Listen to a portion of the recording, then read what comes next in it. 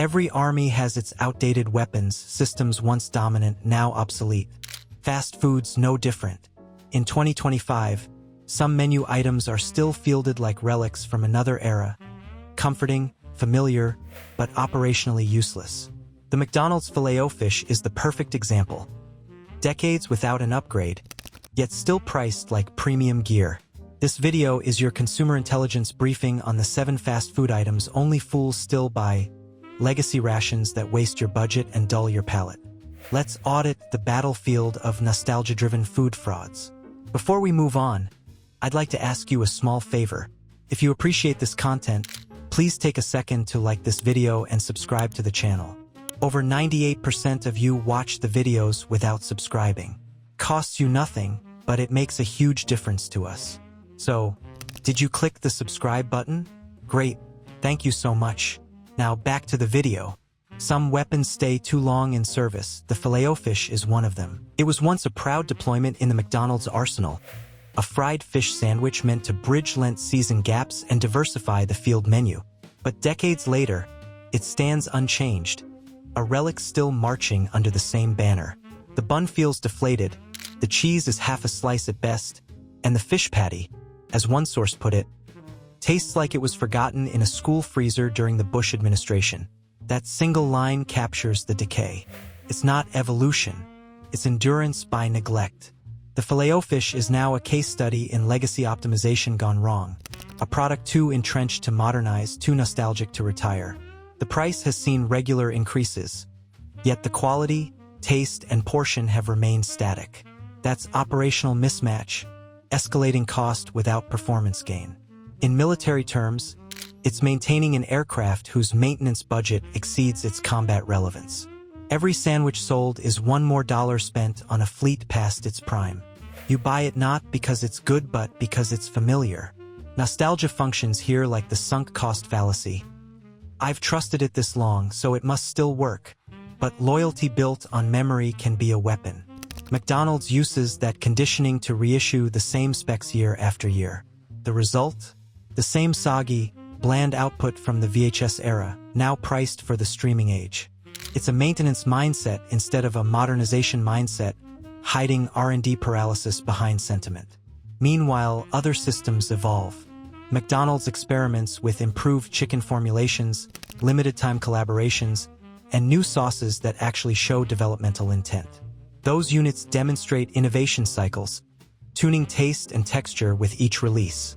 In contrast, the Filet-o-Fish hasn't been touched in decades.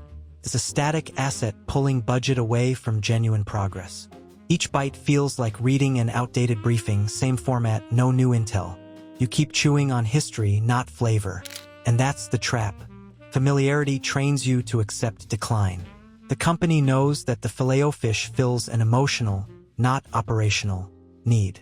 You buy relief from uncertainty, not satisfaction from performance. The sandwich invokes the memory of better days, but the product itself doesn't deliver them. It's an illusion of stability, dressed in a sesame-less bun. In strategy terms, that's morale manipulation disguised as menu consistency.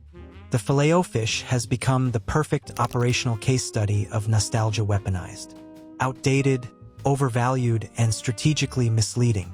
It survives not by merit but by sentiment, a symbol of how consumers unknowingly fund obsolescence. You wouldn't keep an armored vehicle in the field just because it reminds you of basic training. Yet millions keep buying this sandwich for the same reason. And if nostalgia is one kind of deception, the next fast food system takes it further. It hides behind progress itself. Every army knows deception ops.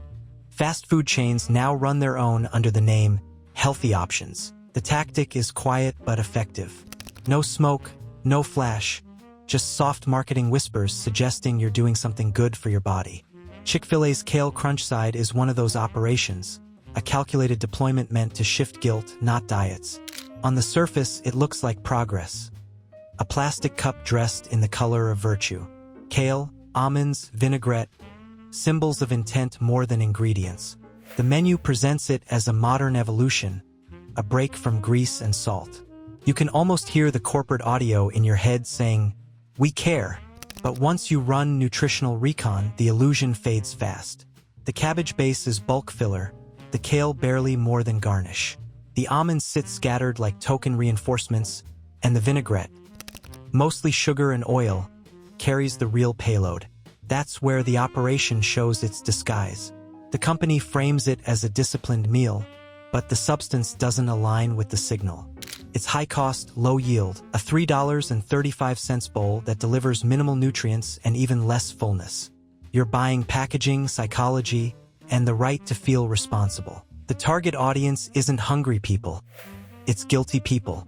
They purchase relief, not fuel. Viewed tactically, this is psychological warfare. Marketing creates the illusion of moral superiority, converting anxiety into revenue. It's deception by optics. You see kale and assume victory, but optically enhanced branding doesn't change chemical composition. The hidden sugar and oil ratio sabotage the mission before it starts. For a fraction of that cost, you could grab a full bag of raw spinach and achieve better volume and genuine sustenance. Yet most consumers choose the small cup instead, chasing badge value over battlefield performance. This is camouflage at corporate scale, covering dietary weakness with aesthetic strength. The same shell that hides a tank's fragility now conceals calorie imbalance.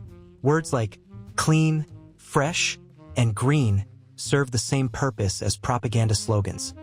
Repeat them enough, and perception becomes fact. In military circles, it's called controlling the narrative. In fast food, it's called branding. It turns a garnish into a triumph, an overpriced accessory into a statement of virtue. Fast food corporations have mastered this rhetoric. The kale crunch side doesn't improve your diet. It reframes your identity. You feel like the disciplined soldier in a field of quitters. But under the numbers, it's a morale patch with no armor behind it. The dish is a decoy, high visibility, low impact, deployed purely for psychological cover. And while the Filet-o-Fish sold fantasy through memory, the kale crunch sells it through optics. Both tap into emotion instead of efficiency. The next system does something worse. It invokes nostalgia and value at once, promising abundance but delivering ration-cut portions that leave morale and wallets equally drained. Not every battlefield loss is about firepower. Sometimes it's about logistics collapse. In 2025, fast food's value line collapsed first. The frontline units that once held the banner of affordability were overrun by inflation, downsizing, and brand fatigue. The once proud trio, Taco Bell's Chalupa Supreme, Burger King's Chicken Fries, and Wendy's Biggie Bag, now operate as ghost units, trading legacy badges for hollow rations. The Chalupa Supreme used to mean abundance. That soft, fried shell with its balanced loadout of toppings was once a secure position in Taco Bell's defense grid. Now the shell shrinks, bends under grease, and disintegrates mid-bite. Reviews describe it as wet cardboard, a product that fails even basic structural integrity checks. Inside, the filling is largely lettuce, with only a whisper of beef. The experience costs nearly $5 and delivers mostly memory, a simulation of flavor rather than actual substance. It's fast food theater. Smoke, mirrors, and nostalgia used as cover for corner cutting. Taco Bell relies on the ghost of how it used to taste, not the strength of what it delivers today. Meanwhile, Burger King deployed its chicken fries as a precision product, lightweight, portable, morale-boosting. Initially, they carried novelty and charm, the sense that fun could equal value. That illusion collapsed as soon as recon hit the ingredients list. Each fry is more breadcrumb than bird, a puffed relic held together by hope and fryer oil. One analyst summarized the effect simply: if you can see daylight through your chicken, it's time to stop. The box may still grin at you, but it's an empty grin. The whimsical packaging becomes misdirection, a decoy flaring to distract from low protein yield and high cost. Every bite lands like a morale hit, an overpriced souvenir of better meals long retired. Then comes Wendy's Biggie Bag, once the gold standard in value containment. Originally under $5, it felt substantial. Burger, nuggets, fries, drink, a complete deployment at a low operational cost. But the 2025 iteration is a ghost of that formation. The fries limp, the nuggets downgraded, the burger light on meat and heavy on marketing.